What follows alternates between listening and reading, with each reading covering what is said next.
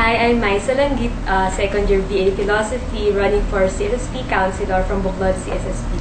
Good evening, Ms. Salanggit. Your first question is, how do you describe the political culture in CSSP and why do you want to be part of it? Well, I believe that the politics in UP is very competitive and I want to be part of it because I believe that I can serve, since it is competitiveness to serve others, I do want to serve other people and that's why I want to be part of it. Alright, your second question. Are you in favor of charter change? Why or why not? Charter change. Well, I'm not that well versed with what will happen if there is a charter change. However, I do not think that it is necessary yet to push that charter change because we do not know yet why we need it pa. So, wag muna siguro. Alright, your last question. Kung may ipaparitoke ka sa buong katawan mo, ano yun tsaka bakit? Siguro arms ko. Ay, retoke. Arms pwede, di ba? Kasi ang laki kumpara sa ibang parte ng katawan ko. Okay, maraming salamat, Ms. Salanggit. Salamat. Hi, I'm Mars Verano, third year, BA History, and I'm running for History Department Representative. Okay, so magandang hapon. Para sa unang tanong, do you see any changes in the UP demographic due to the TOEFL, and what can you say about this?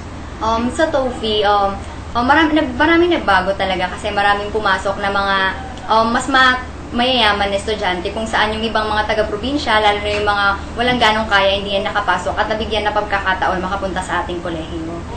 Sa tingin ko, hindi masyadong naipatupad na mabuti ang socialized tuition o ang STFAP na siya makakatulong sa kanila. At ngayon ay sinusulong ng Buklod CSSP at pati ng Alyansa ang pagpapatibay at pagsasaayos ng STFAP na ito. Sige.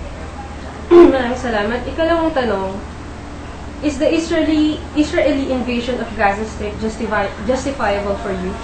Para sa akin, hindi. Ito yung parang naniniwala ako na hindi ito justify kasi wait lang. Yeah. Pwedeng i-add naman ito, di ba? Yung issue dun sa Israel-Gaza, yung Israel yung talagang hindi ako familiar sa issue eh. Pwedeng context. Kahit sa'yo na lang, kahit sa context. Para sa akin hindi kasi naniniwala ako na yung paglusob ng Israel sa Gaza, maraming naapektuhan na individual at hindi yun makakabuti para sa human rights. Okay, sige. For your last question, Ms. Biran, naiyak ka ba sa bagong commercial ng McDonald's? Ano yung naalala mo pag nakikita mo to?